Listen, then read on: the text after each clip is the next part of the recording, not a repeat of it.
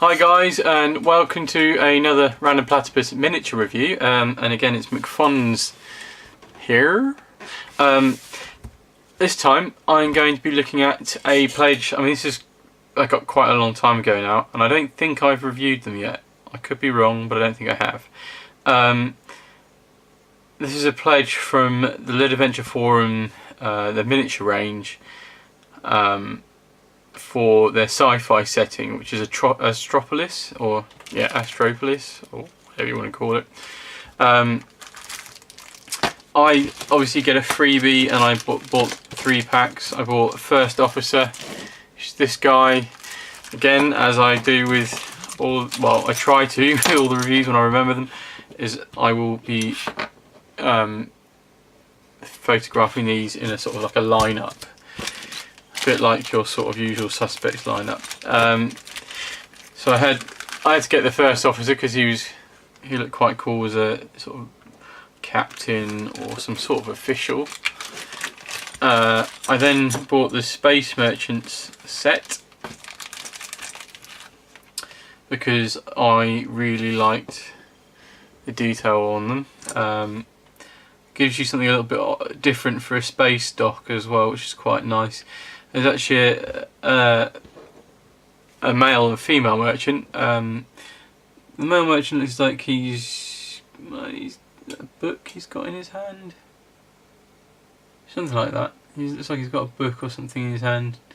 Sort of weird contraptions and pouches on his front. And then you've got the lady who seems to be carrying ammo in one hand. Definitely looks like an ammo belt anyway.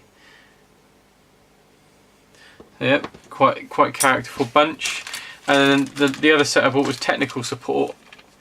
I think it's fair to say that these are quite characterful figures, and some of them are just not quite my style. But that doesn't mean they are not good, because they are. So there's a little robot assistant with a box, and then the main guy himself. He's got some kind of backpack and looks like he's going to be repairing stuff. I suppose for technical support is what you'd expect.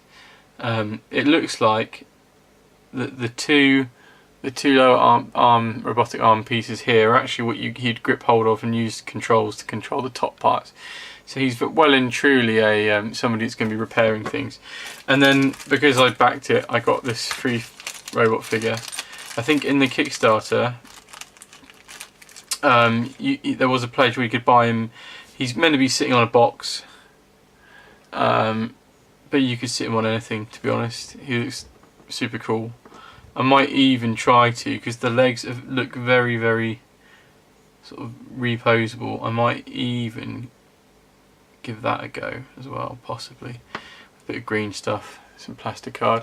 I'll try and if I move them a little bit more central, I'll try and zoom in on so you can see them a little bit better. These are, compared to the last review I did, which was the Fallen Frontiers figures, these are much more your traditional scale. Sort of 28. Oh, wrong way. Let's have a little look. Is that better? Yeah, I think you can see that. So if I move these around a bit, so those two are in a set together. Look at that, still got some of my redecorating paint on my hands. These two with the merchant set. The freebie is this guy. He won't. Oh, he will land his back. And then I also got this guy who's the First Officer. As you can see, very, very characterful, very big collar. I suppose people may want to use him as a commissar, maybe an alternative commissar sort of figure, or you might want to use him as a captain of your ship, like the First Officer of a ship, or just maybe sort of some sort of planetary official or something. But I really like him. Really, really characterful, and will fit in brilliantly with some of the sci-fi I've got planned. Again, these two I also really like. He's sort of got an air of mystery about him because you can't see his face. He's a bit of a dodgy dealer. like I say, it looks like he's holding a book. Sort of, I don't know whether perhaps he's got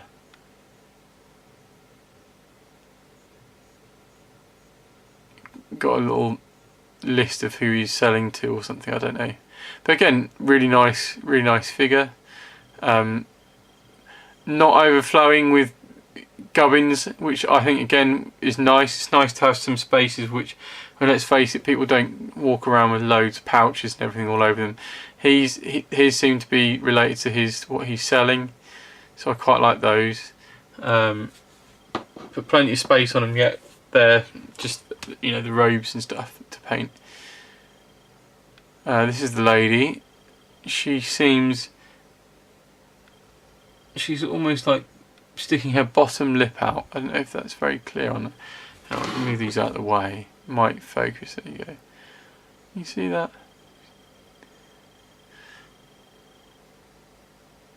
So she's also got like a pipe coming out of her canister on her back. Come on. There you go. This goes over her shoulder and to here. So it looks like she might normally be smoking something. So maybe she's stopped. And she's just a little bit kind of perturbed by it. But she's got this bandolier or belt with bullets on it. Oh, come on, you can do this. You had it a moment ago. Yeah. So, again, lots of nice detail without there being too much of it. I think it's always a good balance. So then I'll do the robots, because obviously my favourite guy is the repair guy. So this robot's got an open hand, which this then can go into, so he's like pulling it along, sort of dragging it along the floor. Or you can just have him as he is, really. I mean, the other hand is slightly open as well, so it'd work either way. Or like I say, you could just put this on the base. He's just walking along, he's an assistant to the actual tech guy. And this is another one of the robots. They're really quite characterful. Again, they're quite funny. They're clearly like what's the right word? Almost like contraptions, almost rather than robots. And this one's almost got like a nautical feel to him. So I'll have to find somewhere to sit him down on a base, probably of his own, with a little box. And this is the main guy as far as I'm concerned. Really nice look on his face. He's got one of those kind of things around his head that sort of stereotypically doctors or surgeons are meant to have. Nice utility belt. He's got a little mallet. Gotta love a little mallet. Like I say, these look like where he would hold on to, press the buttons and control, because on here you see them, there's little buttons. I sort of like he's sort of waiting around. It's like he's waiting for a flight to come in or a ship to come in. He's meant to be sorting out before it can turn around and go off again. These are like, I guess, drills or welding pieces. Oh, look, more buttons and things on his backpack. But again, just the right amount of detail, not to make it overly complicated, and to tell the sort of the story of the figure on its own. That's one of the things I will say about the Lead Adventure range figures. They tend to, the Brudelberg range, which they've got a Kickstarter running for at the moment, and the Astropolis and their post-apocalyptic kind of ranges. The characters are full of charm and character. They almost all have a story going on for each of them. So he looks a bit sort of bored, fed up, waiting for, or maybe just he's conversing with somebody and who's trying to haggle him down on a price. He's got that kind of look to him, and all of those things are nice to have in a figure. It's got a story to him, and you can say that about the two merchants as well. He looks like, is he being a bit, you know, he's got this book, is he hiding it? He's being a bit shady. From that angle he looks like he's having a good snout around to see if anybody's seen him. You know, from that angle it looks almost like he's just selling his wares. And it's sort of similar thing with this lady. She's pretty cool. Obviously the officer, the first officer's just like walking around inspecting things. Maybe welcoming on board like passengers. I could be talking to her. So size wise, they match up pretty nicely with your standard kind of figures. I will just grab okay, so I have here a miniature I am currently working on painting, which is one of the hassle-free sci-fi figures. Now if I put that next to it, it is just, well, I would say very similar height, obviously a little bit chunkier. It's a bit of a more of an old school vibe to these in terms of the chunkiness. A little bit smaller than the Space Marine, as you'd kind of expect. Space Marines are pretty big. Just trying to think what else I've got that I can compare it to. Yeah, I'll grab one of these out of here and get my hand in there.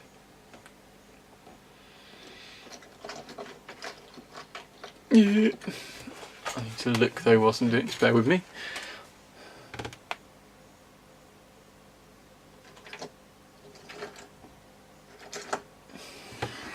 So I've got one of my EM4 troopers as well, another sort of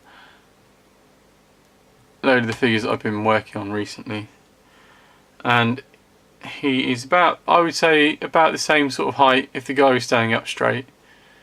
So again, within your normal parameters of figures really. Got an old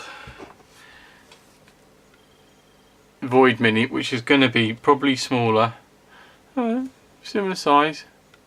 Again, you can see the chunk there. He's a little bit chunkier, he's a little bit more old school. Some people like it.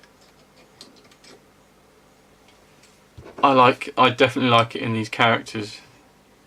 So this is another one of those kind of range of figures. So yeah, they're perfect for what I'm going to be using for anyway. Anyway, let me know what you think. Put something in the comments and say whether you've got some of these figures and you like them, or whether you think they're a bit too old school. And come over onto Random Platypus on the forum and have your say there as well. I shall be posting a link to these videos, I normally do. Just put a comment on there and say what you think. I really like them and I recommend you go and have a look at their range. Anyway, that's it for me for now, and I shall catch you next time. Cheers. See you later.